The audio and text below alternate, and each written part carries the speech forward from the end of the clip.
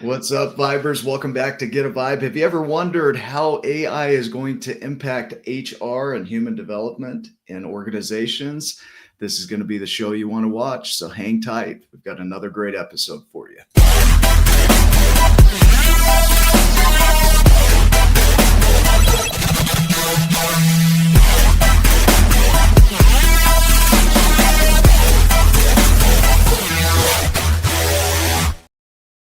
All right, Vibers, welcome back. We got a great show today. We're going to talk about AI in HR and whatever else comes up. So we might be just getting way off track here. I know my guest is an industrial organizational psychologist, and I did my degree in I-O Psychology as well, which is interesting. We'll see where this all goes. Before we get going here, make sure that you're following along on YouTube. If you haven't subscribed yet, click that QR code. I'll direct it in one of these directions way over there in the corner. Hold your camera up, click on that. That'll take you right to the YouTube channel so that you can subscribe. And you can also follow along at getavibe.com. Let me just share this here with you, where you can see our upcoming guests. We also have our free playbook on there. It's AI based, so you can put in whatever project you're working on, and it will create a playbook for you and strategy for you so that you can start stepping into that dream and make it a reality. Also, you can follow along and see the current news on LinkedIn on our Get a Vibe page. And we have a lot more things coming towards you when it comes to AI. So I'm excited. So today's guest, I'm going to do a quick intro here. He's an incredible human. For those of you that are getting to know me, my background is in sales and personal growth, and I've been walking through a lot of reinvention. This show is me learning in public and bringing you the minds that help all of us to grow. And today's guest carries a rare mix of experience and clarity. Dr. Curt Rasmussen spent 22 years in the Navy. He retired as a chief petty officer, served as a rescue diver, and trained others to stay calm when seconds mattered.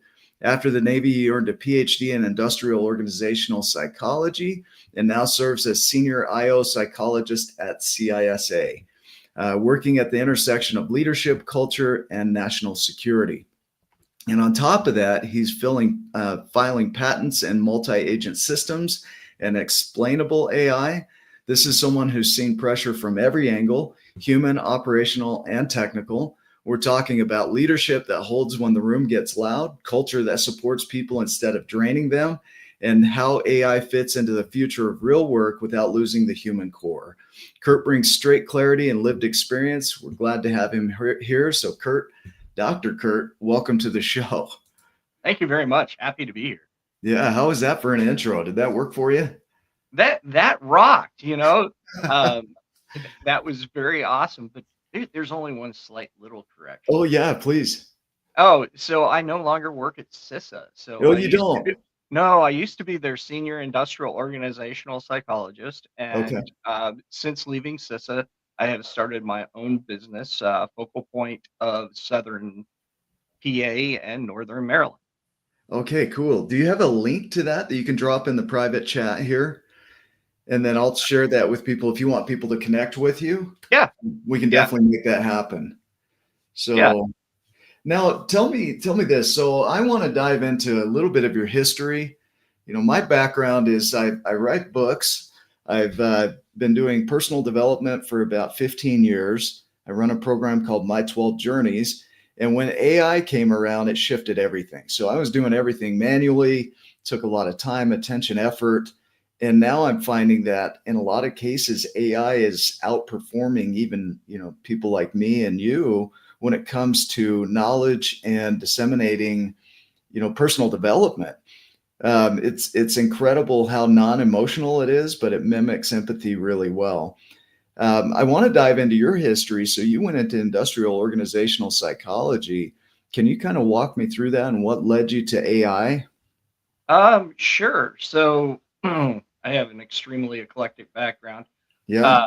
Because I started off as a mechanic. I was a mechanic in the Navy. Okay.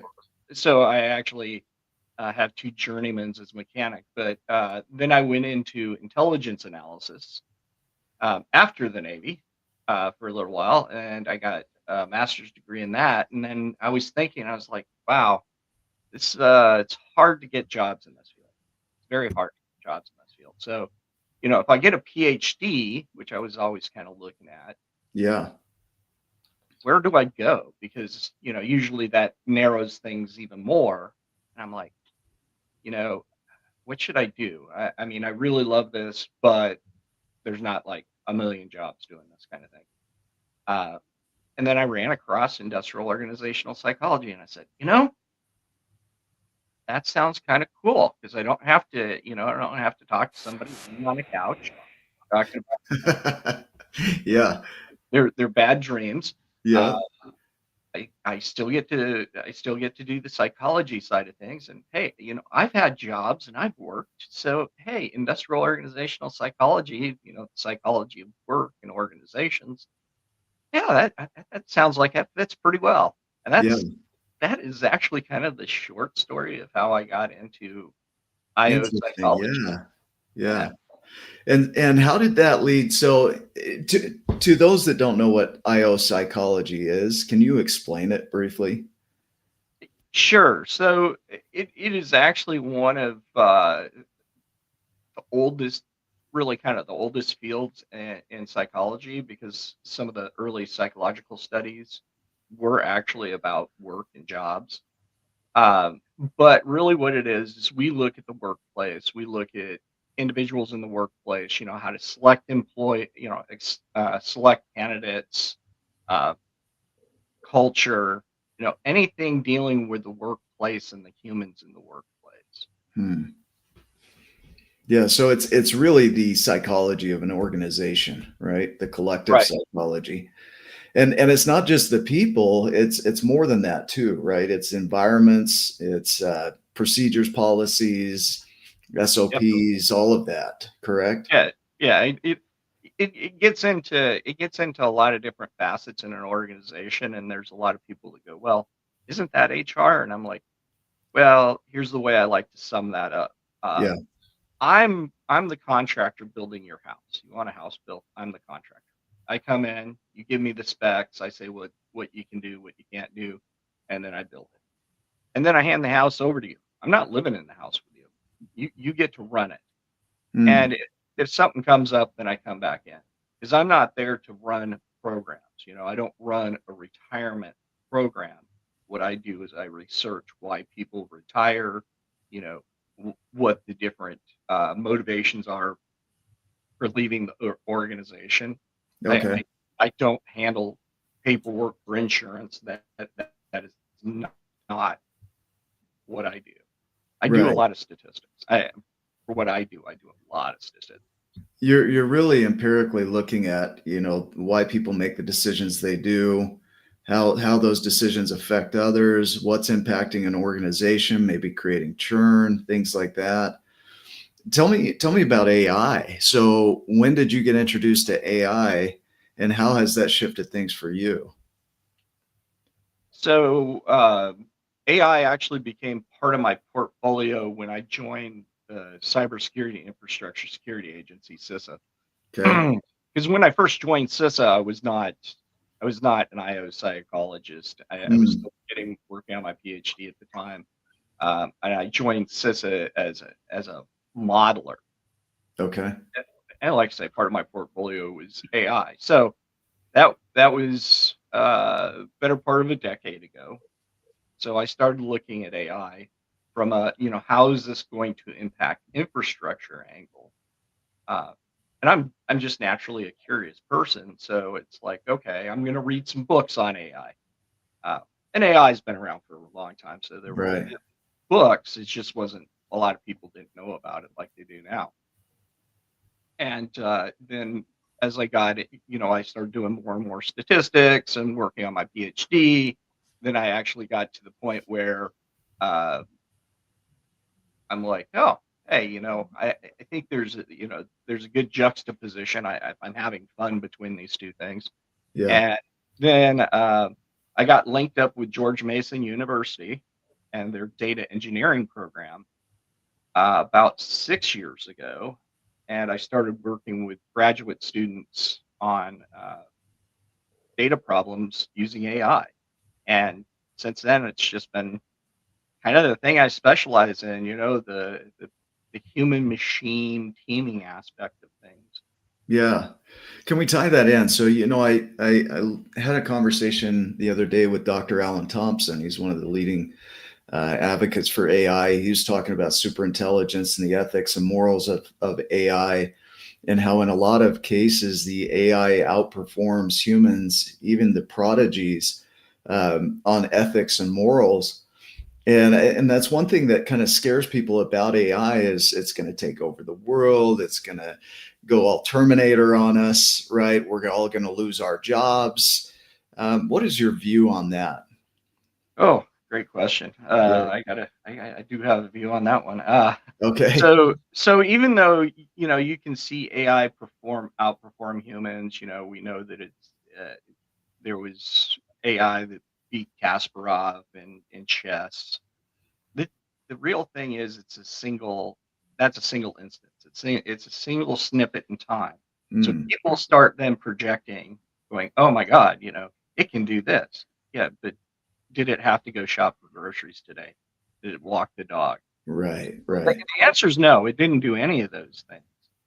And the other side of things is people really, really don't understand how much power it takes for AI to do what it does. I mean, we hear about data centers, lots of data centers going up, lots of Yeah. energy. Yeah. But people don't really step back and consider what kind of infrastructure is really needed for that AI.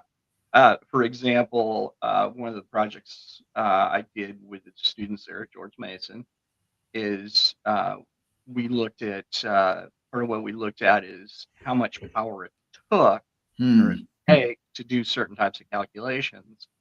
And the training of ChatGPT version 3, it took about 3 months. And this is all from kind of little snippets of reports you can get. And kind of the back of the napkin calculation is in that 3 months to train that algorithm, it took the same amount of power as it would to power 162 average American homes for a year. Okay. Wow. So if you're worried about AI taking over the world and you can't turn off a switch or pull a plug, maybe Yeah. maybe as a species we should probably go away. We're not that, you know. So you're speaking to our own intelligence here. Yeah, maybe there's an issue there, right? Yeah, and the thing is, because I work with human machine teaming, Yeah. one of the big things is really understanding the limitations of both sides. And you know, we see fantastic things come out of AI, but I use AI a lot. Uh, what AI can't do is AI can't replicate what I do, what I write. Mm, Now, part of that's because AI looks for the predominant pattern in a large set of data. right. And if the predominant pattern, because some of these models were trained on Reddit, so just imagine what the predominant thing Yeah. looks like, Reddit, right? A lot of Uh, opinions, right? right, Yeah. and they're spicy opinions. Yeah.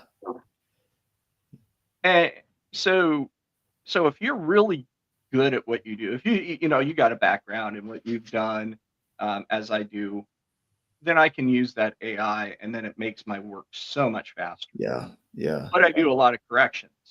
I got a friend who's a UX designer. He puts out some fantastic uh, digital art, Mm, but I couldn't do that. I can't replicate what he does because he has that artist's eye. He knows what he's looking for. He knows, well, this doesn't quite look right. These things have to go together. And that even gets into the prompts. You know, I do prompts very differently than some of the people that also do, the same kind of business I do. Um, yeah. so, am I worried about it taking over? No, we actually don't have the infrastructure it needs. And Right. we program it. At the end of the day, we program it. See, and that's important right there. I want to talk about the human psyche and identity and who people think they are. So in my program, I run a program called My 12 Journeys. and I run people through their identity, and we find the things that aren't useful, and then we help reprogram those. And so I've been using AI in that context. So when I approach it, I speak to it that way. I input from my point of view. And I hear people say frequently, oh, I don't have the brain for that. I don't have the ability. And it becomes a limiting belief system that now gets in the way of them even trying to create it. And I want to speak a little bit to the human mind and the power of the human mind. Just the technology that's here that runs off of a hamburger, what it takes to run 162 homes for GPT, we can do off of a single cheeseburger. Right. So 86 billion neurons, 85 billion glial cells, 2.5 petabytes of information that can be stored in one human brain. That's enough to store all the books in the world. You can watch 300 years of television 24/7 off of one human mind. I mean, the potential is extraordinary. But people program themselves or have been programmed to believe that they can't do it, that AI is maybe too big for them, that they'll never learn it. And so by the nature of believing that belief, one of my mentors, Townsend Wardlaw, says that when you believe a belief, it becomes limiting by the nature of believing it. And so they box themselves in. And can you speak to the human mind and our ability to program ourselves, and how maybe AI is just a kind of a micro universe of that at the time? It might become a macro version of that. Sure. I mean, there's a lot to unpack there, but like you said, the human mind is incredible. It's incredible, and it's incredibly efficient. So, the thing is like you say, off a cheeseburger. Yeah. If you look at how many pyramidal neurons we have, and a pyramidal neuron has approximately 10, it can have up to 10,000 connections. Per Just neuron. right. Yeah. It's incredible when you do the math behind it, and then you look at a supercomputer. It's Yeah. like, sure, the supercomputer, it has more transistors in it, but it takes more power. It can do less things, and still has to have human intervention because it doesn't program itself. Like, humans, yeah, we don't necessarily, I mean, somebody could say, well, you don't program yourself, you had your mother and your father, and that is true. Yeah. But at a certain point, the machine's always going to need somebody. As Right. a human, you don't have to have somebody. I mean, obviously, it's a good thing. Should you ever limit yourself to learning something? No, but at by the same token, I run into a lot of folks that their hubris is like, oh, I know all this stuff, and it's like, there are things that I can't do, and Yeah. that's fine. Yeah. That's fine. Like I was saying about my friend that does the art, it's like, I would love to.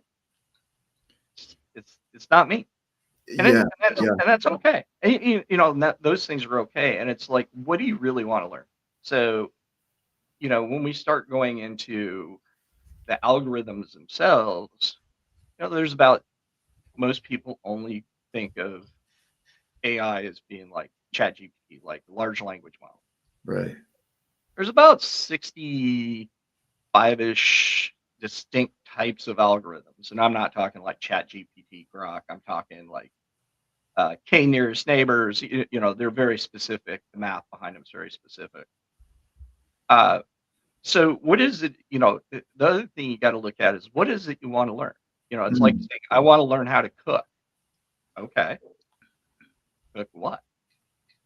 It's the same thing with AI. What do you want to learn?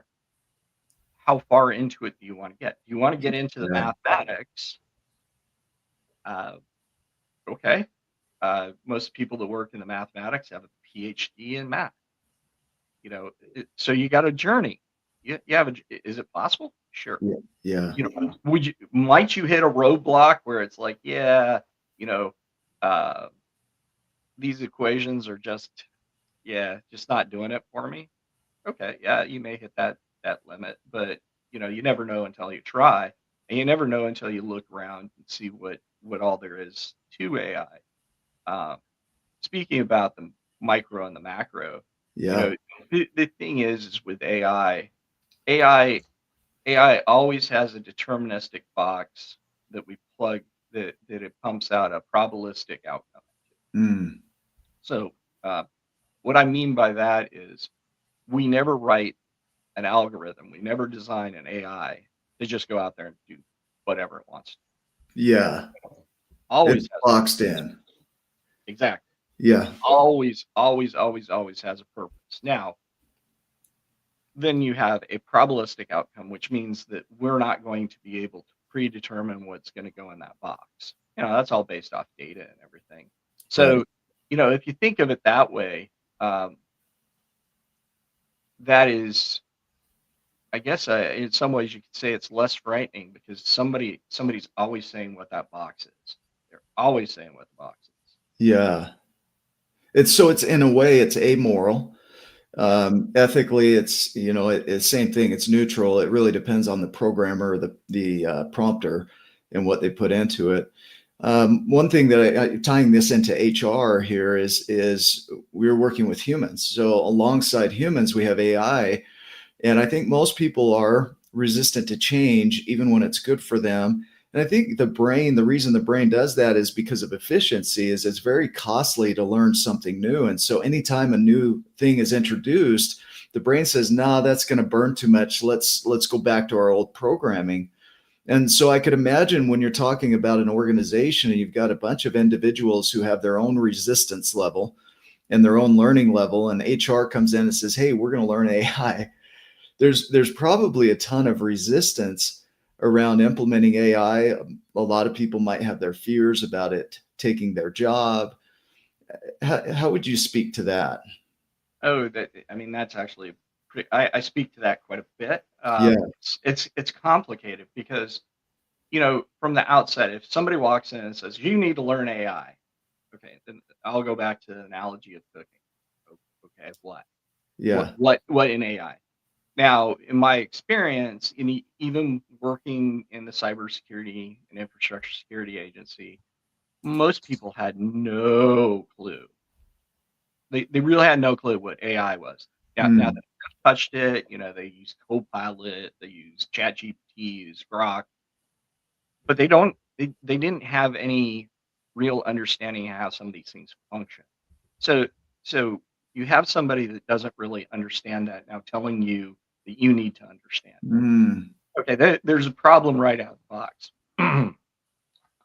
The other side of things, so one of the patents I have pending is called the explainable artificial intelligence construct, XAIC.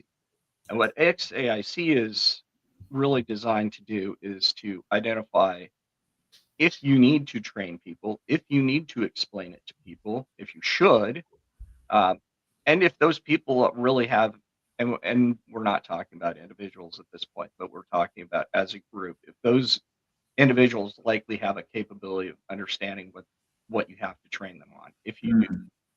Because the thing is like, I'm sure a lot of people have used Google Maps today. Have you ever sat down and thought, wow, what kind of algorithm runs Google Maps? I don't know if I trust it. Yeah. Pretty rarely. Right, Yeah. right. It works or it doesn't work. I accept it or I don't accept it. Uh, So there are thresholds for that trust. But I mean, all this goes together. So one of the other things that's happening is people aren't being replaced by AI; they're being replaced for AI. So there's also an important distinction there too, because yeah. you cut out, you know, so it's like, oh, you're introducing AI, and I'm going to lose my job. Yeah. So however you lose your job, and that's losing purpose in life. I think you're right about, there's resistance too, because I spent obviously many years in school to get a PhD, Yeah. and I like learning stuff, but after many years, how excited am I to just take another random course on something? Yeah. Not Right. super excited. There's other reasons for it too, but really that is one of the big gaps we have now in really in HR, in just organizations. It's the human machine teaming. We're just like, humans can learn it, okay, and the AIs can take over for the in some tasks for the human. Wait a second, you have to train the human, but the AI can just take over for him. Okay, who's training the AI? Who knows what the human does?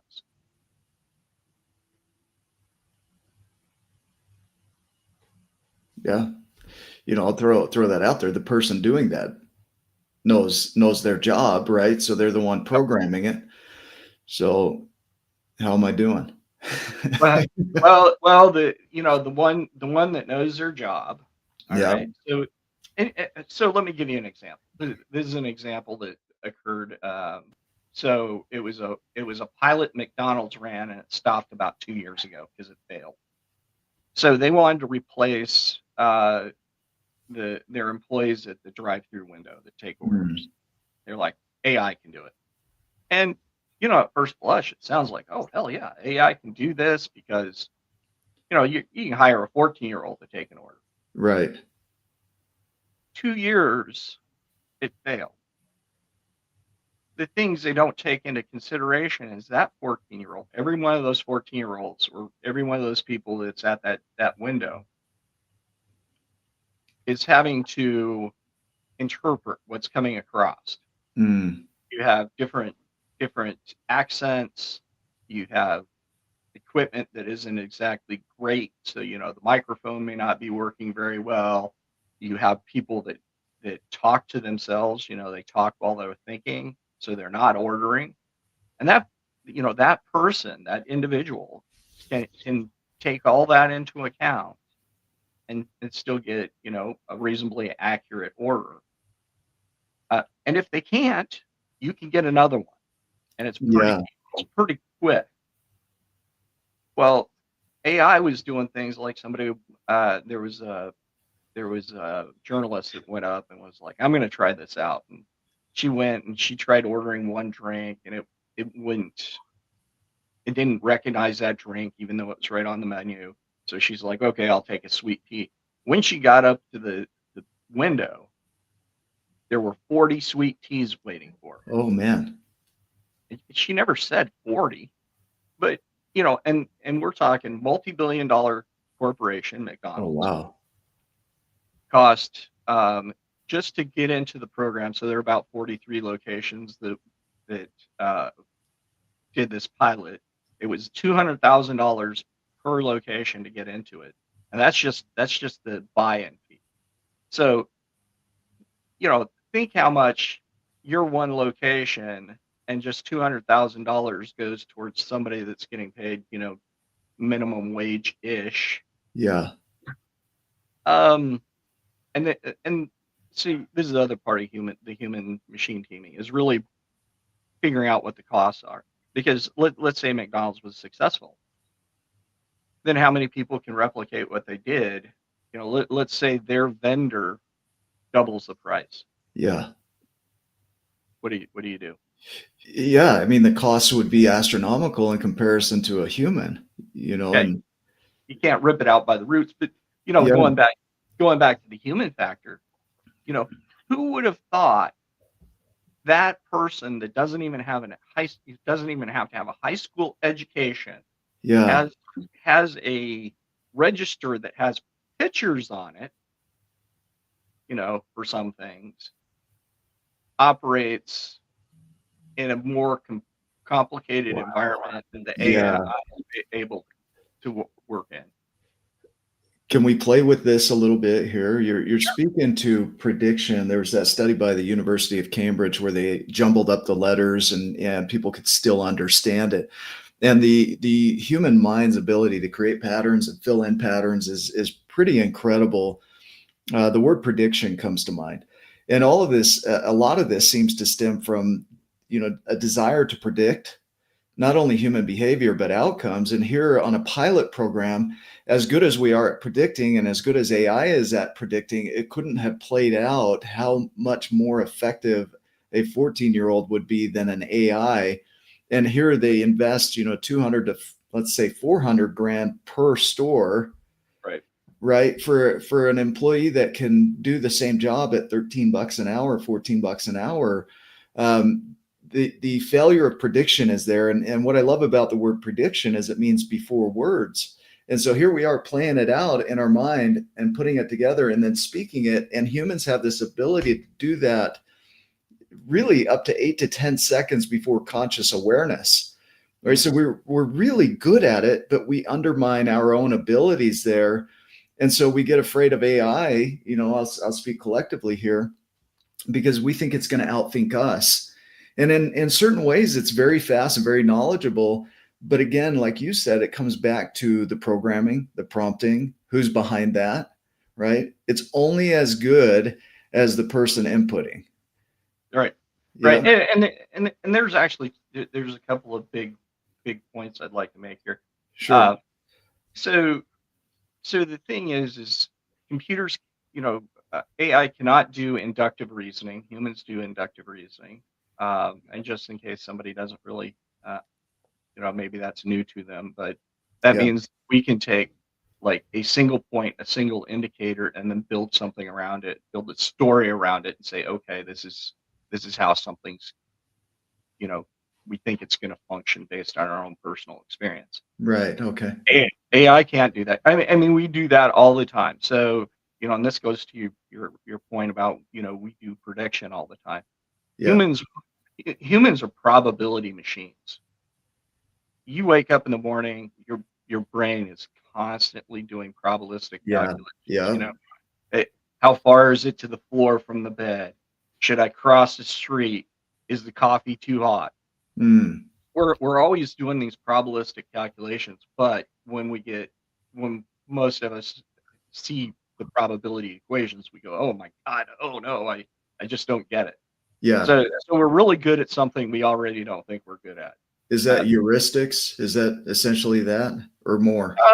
No, I think this is more innate. It's because it's something that's natural and we don't think through the process. We don't realize that we're doing the process all the time. Yeah. Kind of like your heart beating. You don't have to sit there and think about it. It just happens, and then you're like, oh wow, my heart beats that fast and does this. Oh, okay, wow. Who'd have thought? Yeah.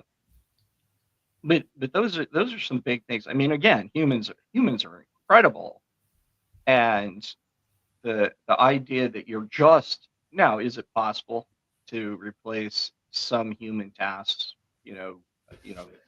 with machines? Sure. You can replace a human in some cases, but only if you actually understand. Because remember, we have a deterministic box. Right. If you have not figured out what that box is, if you think you know what the box is, but you don't know, how are you going to get the results you really need consistently? And this goes into, RAND study found 80% of all AI pilots fail. There was an MIT survey. Yeah. 95% show no return on investment. Wow. So now you're talking about huge loss. So if you're a small company, even a large company, if you're a small company and you're like, okay, HR is I'm not gonna replace people with AI, but they're like, okay, how do we bring in AI to not hire people? All right. So we're not firing anybody. Nobody had a job yet, but we're also not hiring people. Okay. How do you really understand what it's going to do? And are you now shackling yourself to that AI? Again, they may be a single source provider because now you're talking custom. Yeah. Can you afford that to go down? And here's the thing. This is not to bash on HR people by any means. Although it will kind of sound like it. Yeah. Well, it's no BS, right? So we're just candidly here. Right. So, HR and they, I'll call them HR professionals, by definition, HR is unskilled labor. Mm. So somebody with a high school diploma can go into HR. And companies sit there and they take HR and they go, okay, well, you can go and assess these guys and what they do, and then we're going to plug that into AI, and we're dumping, $2 million into this AI program, and Right. this person with a high school education can go out there and figure out what people. I got a PhD so I could do that work. It's not Holy easy. cow. Yeah. It's not easy work, but a lot of people think they can do it. They go, oh, I work jobs. I've hired people for decades. Just because you do something doesn't mean you do it well. Now, um, to deviate a little bit on this too, uh, and it goes back into the return on investment, some of the risks associated with the incorporation of AI. So if you look at the average cognitive ability in the United States, and most people call it IQ, Yeah, sure. but the average cognitive ability in the United States is 97.5. Okay. And we're talking worldwide scale, right? Because the median is always set at 100, and then they adjust it depending on the population and some testing. To get into STEM, which includes to get into really, rolling up your sleeves and getting dirty into like AI, Yeah. the average person has 120. We don't have that many people that are at that end. And we're trying to replace people at the other end. Holy cow. It doesn't work. And one of the things that I don't like is, it's an effort to save money. I get that. It's an effort to make things more efficient. Again, I get that. But then you're costing people jobs. You're banging away at the other end. Right. And what are they going to do? Where are those jobs? Because those are the ones that you're trying to take out. And you can't even effectively replace those humans. That's incredible to me. And I've seen companies do this where they jump in all in on a system. And one of those that I've seen is on a CRM that has AI integrated into it. They had a system that was working really efficiently. I mean, it was clunky, but it was working. Mm. Company wide, they weren't losing deals. But then they brought in this AI, and then it didn't do all the things they needed it to do. But they put all their eggs in that basket, and now they're stuck on this system that cost them millions of dollars and replaced something that was working. And this is what's happening with humans too, only to find out it can't do, like you said, 80% of those initiatives fail, only to find out that it can't do what they thought it could do. And now they're not only disappointed, but stuck. And all to hire back on all those people they replaced is now incredibly costly. They're losing money, right? It's not doing what it was designed to do. So what I'm hearing in this is when you have somebody taking over a position doing research that isn't equipped for research, and you and I both know from the empirical model is that research has a certain process. Even researchers sometimes fail at researching. They did that study on research articles and found that 50% of them couldn't be replicated. And it's like, these are guys that are trained professionals that can't even replicate their own training. So how much better is somebody that has a high school diploma going to do when it comes to diagnosing and analyzing not only employee performance, but AI performance, right? That's a risk. That's a gamble, actually. That's not even a risk. Yeah, well, and here's the thing. If one of the other things to consider is, all right, I'm going to replace this position with AI. Hmm. Okay, what are your performance metrics for that position? And you better have some really good performance metrics, because Yeah. don't you don't understand the position, and then how are you going to measure the AI, because you already don't understand the position? So how are you going to know that Holy it's more cow. efficient? Yeah. Holy cow. See, this is big right here, I think. Um, because and the person that brought in the AI is going to have a bias toward that AI. So no matter how it performs, they're going to say it's doing better than it is just because it was their baby, right? Yep, yep. And and the thing is, it's not that you can't do it. Hmm. There are some places where AI just screams, and Hmm. it is so much better than people. But that tends to be something that's in a very tight box. and it's certain parts of manufacturing. It's certain parts of controlling infrastructure. Like Right. I would rather have an AI controlling the heat in the building to make sure it's efficient, Right. than having somebody go around checking thermostats. There are lots of places that AI 100% makes sense, does a brilliant job. I mean, when I started driving, anti-lock brakes were not a thing, so I'm going to kind of age myself. Yeah. Yeah. Well, now they're a big thing, and they make driving somewhat safer. Right. There's an AI algorithm that drives the braking. Now there's manual, That makes sense. Yeah. there's mechanical systems, but the thing is there's AI that figures out how to pulse. Interpreting the input, making a decision, right? Yep. Yep. Same thing like, I got a couple of motorcycles. I got a sport bike. There's a six axis inertial motion unit on there. And it's doing all these calculations, do I put more power to the rear wheel? We're in a turn, we're leaned over, all these things that, yes, humans can sort of do it, can't do it as quick, can't do it as consistently. And there's only a few of us that really, and I'm going to say I'm not one of them. There's only a few humans that really are any good at that anyway. But now, that system allows us to do things better.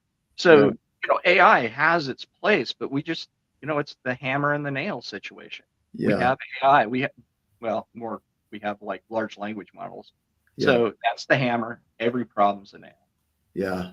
Recently I built out a program for somebody connecting systems. So essentially the input was whatever came in, the lead, and then we had it communicate with other things. So you're essentially creating AI by getting it to communicate or perform actions. You're agentifying it, but it's not an all or nothing thing. This does one thing within the organization, and it does it better than a human can, and that's the automation sequence, right? And so we set it up so that it would do that. But it's not like they put everything into that. This entire system is going to run everything. It's going to do communication with our clients. It's going to do all the follow-ups. It's going to do all the billing. They can't. There are so many factors in there, especially when it comes to billing, that they have to have a separate department with their own systems. And that company or that part of the organization is only using AI for certain tasks, not everything, right? That to me is a form of, the brain wanting efficiency, right? Is looking for the easiest path so that it can get back to just consuming the lowest amount of energy possible. And so when people look for these systems, they're looking for the easy way, which isn't a problem. Some of the greatest inventions came from being lazy, right? Yeah. But the challenge is that they trust it so much that they put everything into it, and then you get this sunk cost fallacy, and then the outputs are messing up, and now you've not only got to figure out like what it did, but you've got to overcome the biases around it. I mean, that's a challenge. I could see how that would be challenging, especially when it comes to HR. Yeah. I mean, let's touch on the bias, because I mean that comes up a lot. Is the algorithm itself isn't biased, so it's math, right? Now going into it more, could it become biased because of human manipulation? Sure. Yeah. Here's the thing. There was a company, I can't remember their name. That's not important. They were fined $800,000. It wasn't a huge company, but they were fined $800,000 by the EEOC for using AI to sort in and sort out resumes. So as an automatic resume sorter, and you would think, okay, well, this is a great way, because it takes a long time for somebody in HR, and then we'll go back to the HR side of things too. You assume that the HR person really understands what they're looking for in a resume in the first place, for what you want for that job position, not, just the physical looking at it. But now you've replaced that HR person with AI, Yeah. And AI looks for predominant patterns. So what the reason they got fined is the predominant pattern was to exclude people over 50, predominantly women. Wow. Holy crap. And, it, And, and and was that programmed in, or did the AI make that assumption? no, well, here's the thing. Yeah. Here's the thing is the majority of your applicants for a position probably are not going to be 50-plus-year-old women Mm, or even 50-year-old plus men. right. So when they trained the algorithm based on what they assumed would be the applicant pool. And then what happens is it looks for the major signal. So who's going to be the most successful? Yeah, Right. and it's most successful based on their criteria. It's not necessarily truly what's most Their successful. demographic, basically. Right. So no, it's the different things, like this is this person's back, this person has this experience, they went to this college. Yeah. And remember, that is all input from HR. Yeah. And if HR doesn't know how to look at the job, that information is already flawed, Right. right? And then the algorithm gets trained, but it gets trained on uh, actual, say, population data instead of saying, okay, we need this many people over 50, we need this many women over 50, this many men over 50, we need this many, men and women at 40, so on and so forth. If you train it like that, then you'll make sure there's no bias in it. But you've Right. already trained the bias because the major signal is the majority of people that are going to get chosen, the majority people that are going to have the right background are going to be under the age of 50 and, depending what it is, probably male. So Right. you've already shown the major, and it's going to key in on certain things. Now, here's another thing that could happen. Let's say that you and I we go to the same college, we go apply to company X. Yeah. And our college has a great relationship with company X. And a lot of graduates get hired by company X. Let's say somebody else comes along from another college and they're actually better qualified than us, and we get the job, they don't. It could be as simple as the format of the resume becoming the major signal, because remember, in this scenario, our university has a great relationship with company X, and that format's probably the format that you got, even if we don't know each other, and the format I got probably come from the same career center because we're going to the same university, Right. where somebody else comes in with a different format, and now the AI degrades that format, and then when it looks at some of the other patterns, right? Other patterns, it says, oh, well, this guy, no, we're gonna exclude this person, but we're gonna include these two because, again, the major pattern, because that, again, the deterministic box. But if you don't know how to set that box and you don't understand the data, you get these kind of results. Yeah. Wow. Man, that's just one area of HR. What are Right. some other areas that you see where HR could really get themselves in trouble when it comes to AI? Interestingly enough, so book I just published. I go over some of those things because the law is out there. And now I'm going to say this: most of these laws are untested.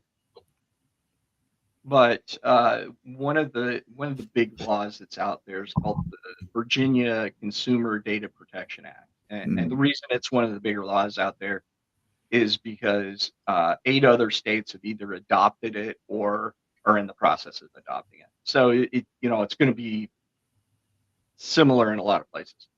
But within that law, it says that you cannot use data for any other purpose than what it was collected for. man. Okay. And where that comes in is, let's say you're using AI to do background checks on people, like Lexis, you're going to use some system that collects criminal data and you're Okay. going to use that for background. Well, criminal data isn't supposed to be used to see if somebody should be hired by you. Okay. You could get in trouble for that. Um, how do you as HR deal with somebody that complains well, you discriminated against me because I didn't want my data included in this data set. Because that's another part of a lot of these data laws is you have control over your data. You can tell people, hey, I don't want my data in there. What if they discriminate against you? Mm. That would literally be discrimination. You decide by your right not to include this data in a data set that now has nothing to do with the job you're applying for. And they say, well, you're not in here. We don't see anything on you, so we're going to exclude you. Holy cow. Yeah.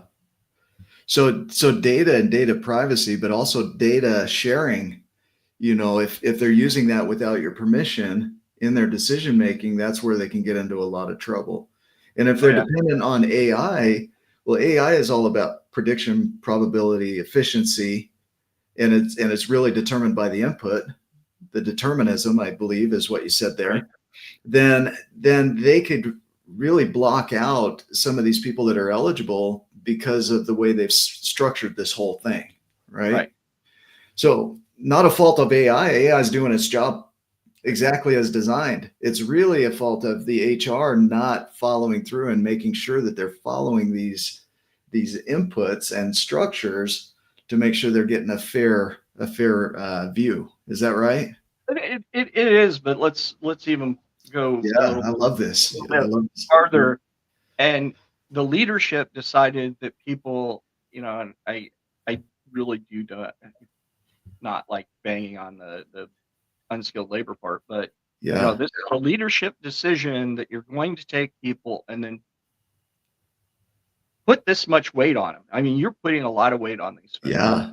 There's a lot of things for them to consider, and you're just like, oh, well, they're HR, they can do these things. It's like, what makes you think that? You're already setting them up for failure when you're doing these things.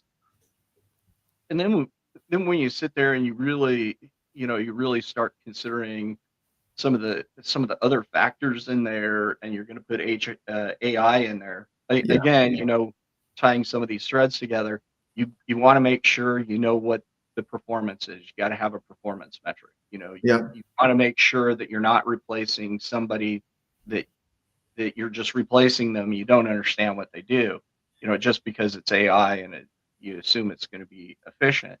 You also want to look at the longevity of things. I can hire a new employee, but it's more difficult hiring a new AI. Right. Where are you at with your business plan? What are you really doing? And do you understand where the data comes from? Do you understand if you even have good data? And it's not that you can't do these things. These things are done, but they are not easy. They're not something where somebody can come in, a vendor can come in and say, I'm going to sell this to you. Here's another thing too, another quick thing. So one of my specialties is in candidate selection. Yeah. So while the federal government, a little bit different, federal government has to follow the law when it comes to the selection. It's not so much a law for private sector, but it is based on case history that if you don't do what's called a validation study. So let's say we give somebody a test. And this is actually pretty common.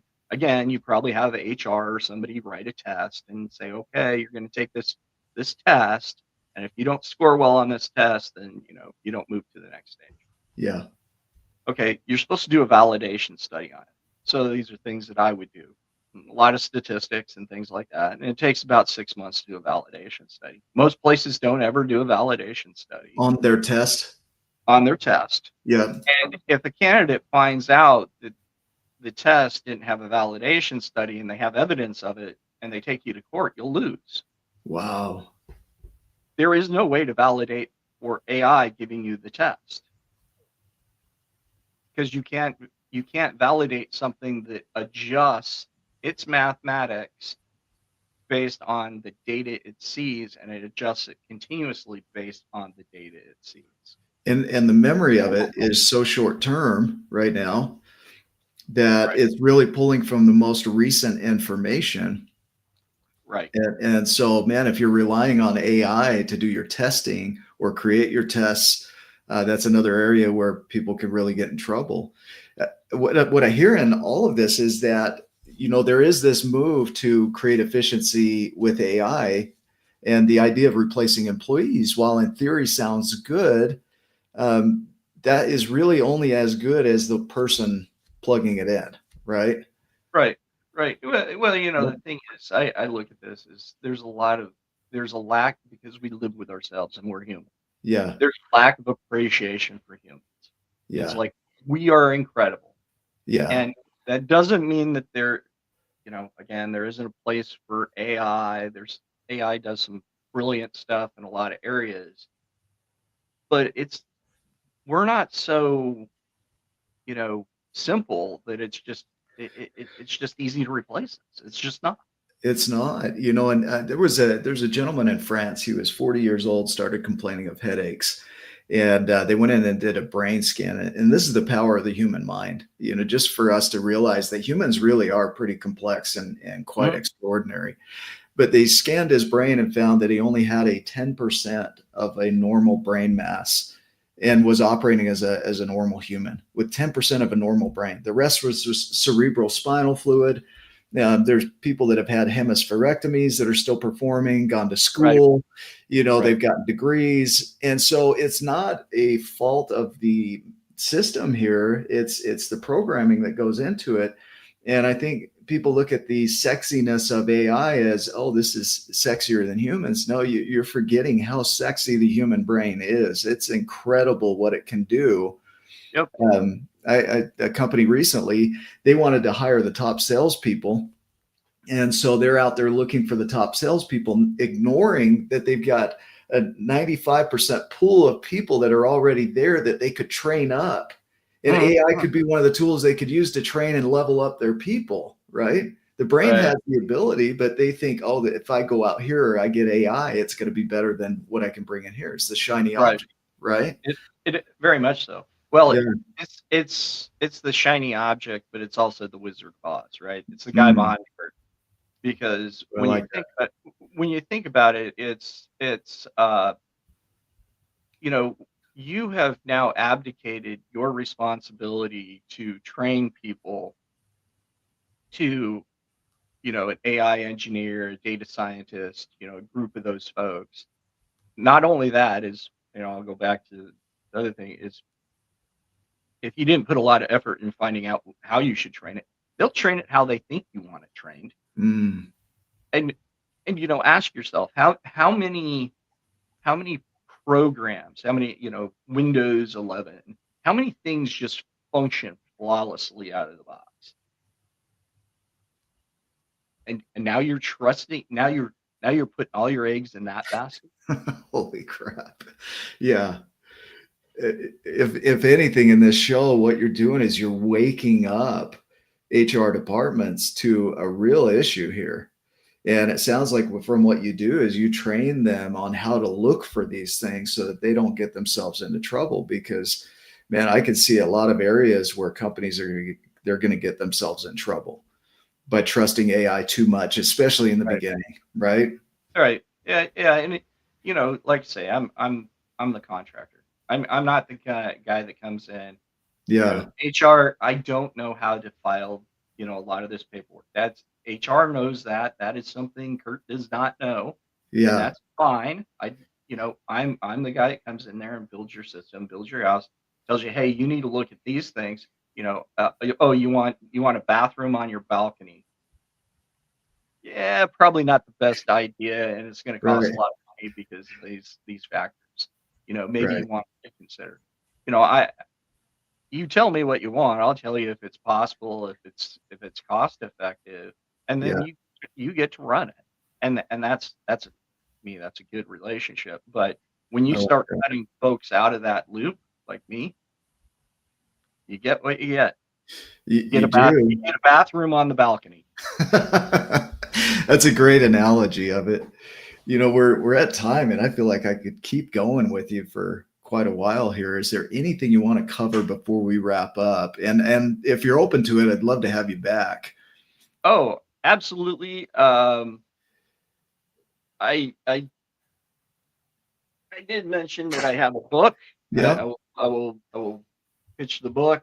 Where do we get that? Where do we find that It's on Amazon. at? Okay. So What's the title of it?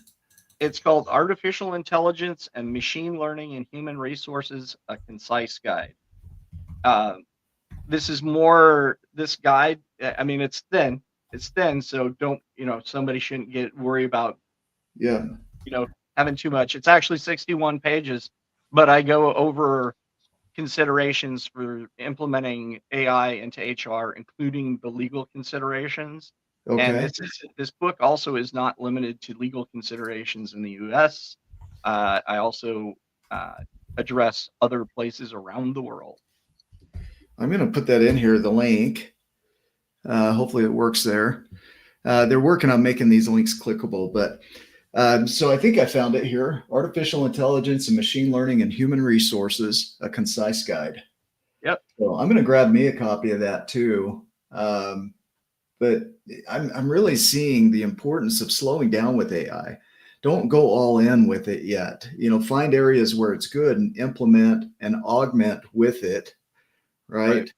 And really pay attention to how is this going to affect your hiring? How is this going to affect employee engagement? How is this going to affect, leadership? How is this going to affect, all these areas that HR has to manage? And how do we do it in a way that's not only ethical, but allows us to accomplish what we need as a company? So, Curt, how do people get in touch with you? So probably the best place is actually my LinkedIn profile. Is it? Okay. Yeah, that's actually what I pay most attention to. And if you just look for me at Dr. Curt Rasmussen, I should come up. I have a snazzy pink tie on in my picture. I'm going to see if I can. There you are. I'm going to share you here. Okay. Yeah, and I'm going to throw that in the comments, but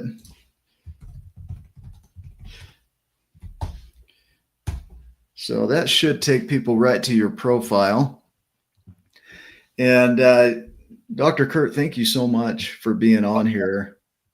Thank you for a great conversation. Thank you for having me on. I feel like we're just getting started. So we'll do it again and we'll go deeper. And next time we're just going to dive in. Okay. And so if you're up for that, I'll invite you back on and we can go a little deeper on how this can impact companies and how to use it appropriately. So does that sound good? Sounds great. Sounds great. Awesome. I would love to. Well, appreciate you doing this. For those that are watching, go get your vibe on. We're grateful for you. If you know somebody that would make a great guest for this show that either does AI, programming, development, or just wants to just have a great conversation, send them my way, and we'll have them on as a guest on the show, and we'll get our vibe on. So go make it a great day, and we will see you in the next episode.